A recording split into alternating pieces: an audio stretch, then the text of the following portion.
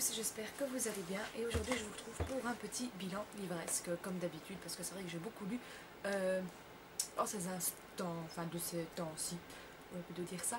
Je suis désolée également pour le bruit mais il y a la climatisation qui va parce qu'il fait assez chaud. Donc voilà, je m'excuse d'avance pour ceux que ça ne plaît pas. Si ça ne vous plaît pas, eh bien comme je le dis toujours, Boyton, passez votre chemin. Voilà. Donc il est vrai que j'ai lu pas mal ces derniers temps et lors de mon dernier bilan livresque je vous avais laissé avec Carlos Ruiz Zafón, Le Palais de Minuit. Donc voilà, donc c'était l'histoire de ces deux jumeaux qui ont été séparés à la naissance et qui vont se retrouver et révéler des forces machiavéliques. Donc en effet, ce qui va arriver, c'est que quand ils vont se retrouver, donc il y en a qui est dans un home, l'autre qui a été élevé par sa grand-mère, donc c'est un garçon et une fille. Et un jour, le garçon et la fille vont être réunis dans le home et là, ils vont commencer à faire des cauchemars avec un train en feu. Et en fait, on va se rendre compte qu'il y a quelques années, il y a une gare qui était détruite parce qu'elle a pris feu. Et que ce train continue en fait de circuler dans les ruines de la gare et qu'il est animé par une espèce de monstre, si on peut dire. Et ce monstre en fait veut tuer les jumeaux pour se venger de quelque chose. Donc voilà, donc ce que j'ai aimé, je ne peux pas trop vous en dire plus parce que sinon je révélerai des choses essentielles de l'histoire, mais c'est vraiment encore un bouquin de Carlos Ruiz Zafón que j'ai adoré parce qu'il y a énormément de suspense. Et à un moment donné d'ailleurs, il y a des enfants qui vont se balader dans cette gare et on a franchement vachement peur, mais on est comme ça. Franchement, j'aimais pas de le lire au soir tellement en fait ça vous paraît réaliste. Il arrive vraiment à vous mettre la pression, à vous faire peur, et on avait vraiment l'impression d'être nous aussi dans la gare poursuivis par ce train en feu avec cette espèce de monstre. Enfin voilà, c'est vraiment génial. Mais par contre j'étais un peu triste de la fin parce que ça ne finissait pas vraiment comme je l'espérais. Et voilà, c'est rare quand ça finit pas comme j'aurais. Enfin, je veux dire, d'habitude Carlos Ruiz Zafón fait quand même une fin assez chouette, assez. Mais voilà, ça fait déjà 2 fois qu'il fait des livres pas qui me déçoivent, mais la fin est un peu triste et c'est vraiment une fin à laquelle on ne s'y attend pas. Mais en tout cas, voilà, si vous aimez le suspense, si vous aimez un peu les histoires un peu farfelues et les contes un peu comme ça, machiavéliques on va dire, ou un peu glauques, c'est encore un bouquin que moi j'ai adoré. Alors, ensuite j'ai lu Nuit d'encre pour Farah de Malika Madi. Ouais, et d'ailleurs, j'ai une dédicace d'elle dans mon bouquin, il faut que je vous le dise, je sais, tout le monde, personne n'en a rien à cirer, mais voilà. Donc, Malika Madi, je l'ai rencontrée une fois, et du coup, je me suis dit qu'il fallait que je lise absolument un de ses bouquins, et aussi, forcément, j'ai dû lire un de ses bouquins pour aller le présenter à la TV, donc voilà. Nuit d'encre pour Farah de Malika Madi, ça raconte l'histoire justement de Farah. Farah qui est une jeune fille qui est passionnée par la littérature et qui veut faire ses études à l'Université libre de Bruxelles, donc l'ULB, et pour devenir professeure de littérature.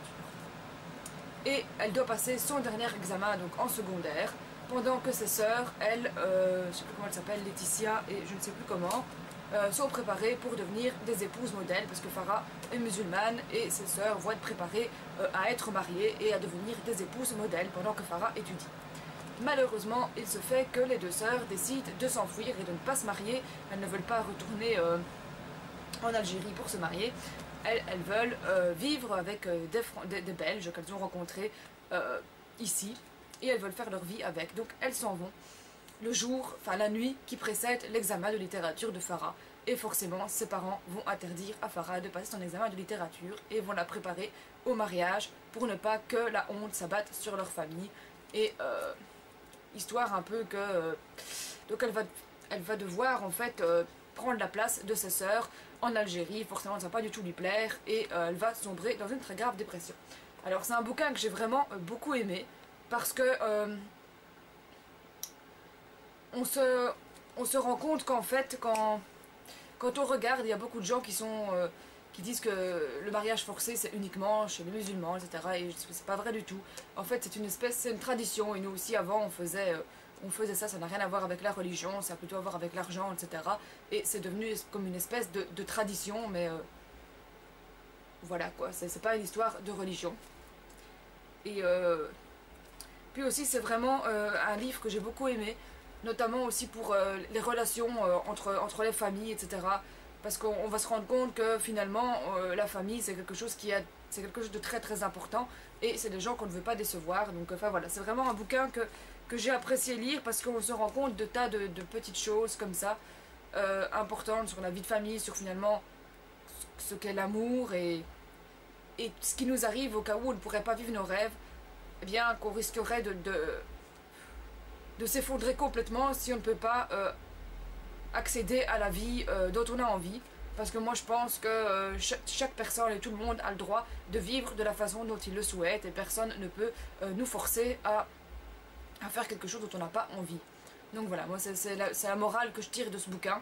Parce que quand on voit ce qui arrive à Farah, on se dit qu'on voudrait surtout pas que ça arrive à quelqu'un d'autre. Enfin voilà, ce n'est que mon avis personnel, c'est un sujet qui est assez délicat.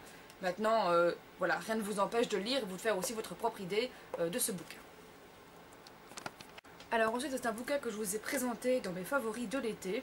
Donc il s'agit des Pigeons de Notre-Dame d'Evelyne... qu'est-ce que je raconte Les Pigeons de Notre-Dame de Patrick Virel, pardon. Donc voilà, qui est l'histoire de 3 pickpockets qui vont se rencontrer près de la fontaine Saint-Michel, je pense, à Paris. Ça doit être ça. C'est une fontaine à Paris, quoi. Et ils vont décider de s'associer pour piquer les portefeuilles des touristes de Notre-Dame de Paris.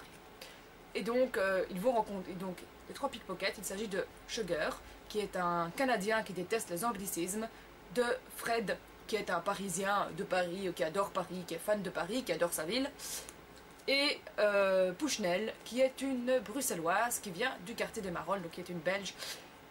Et tous les deux vont tomber amoureux de Pushnell et vont essayer de faire ménage à 3 et aussi de fonder cette association de pickpockets. Alors ce bouquin, je l'ai vraiment adoré, c'est vraiment super marrant, c'est adorable, on s'attache à tous les personnages, ils sont assez amusants, parce qu'en fait l'auteur écrit de la façon dont il parle, donc je sais pas si j'arrive à me faire comprendre. En fait, Sugar, les mots qu'il écrit pour Sugar sont écrits avec l'accent canadien, les mots pour Fred sont des mots de Paris, des expressions parisiennes, les expressions de Pushnell sont des expressions de Bruxelles, mais même vraiment des expressions maroliennes qui viennent de son quartier, donc c'est parfois un peu difficile à comprendre d'ailleurs, mais c'est vraiment amusant parce que ça donne une certaine dynamique au roman.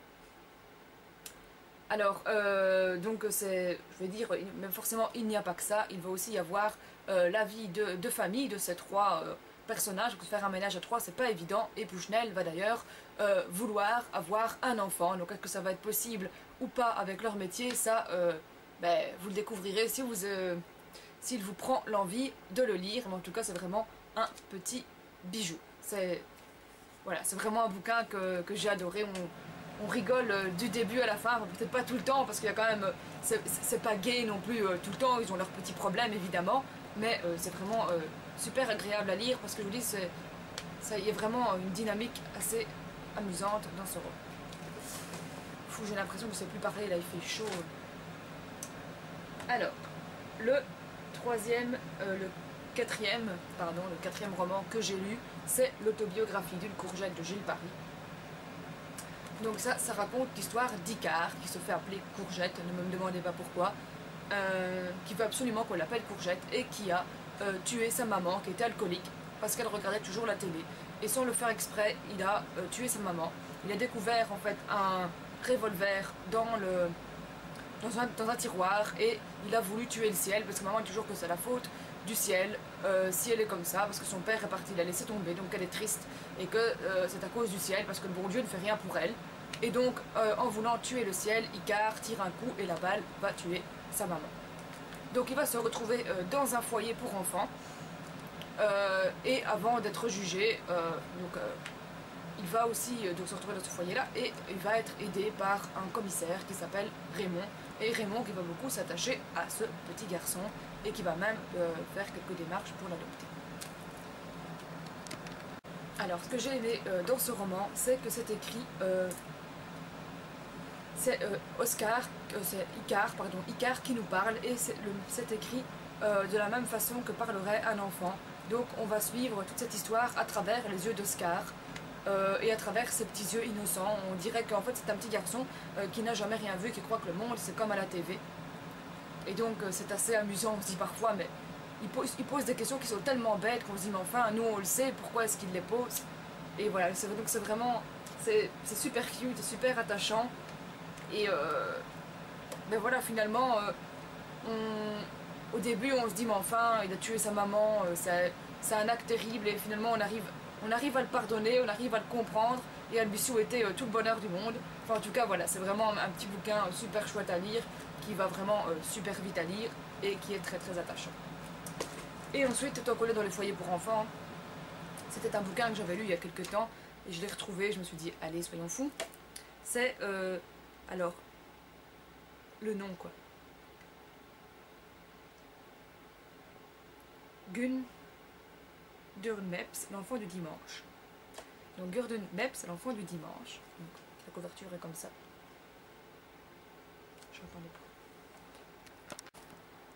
Donc je disais Gurdon Meps, l'enfant du dimanche, qui raconte l'histoire de Camille, une petite fille qui est aussi dans un foyer pour enfants et qui va se faire adopter par une maman, donc par une dame qui viendra la chercher au début tous les dimanches et à qui elle va beaucoup s'attacher. Mais au début, en fait, elle est assez triste parce que les parents viennent chercher les enfants le dimanche et elle, personne ne vient la chercher, personne ne veut jamais d'elle. À chaque fois que les parents viennent choisir un enfant, on ne la choisit jamais.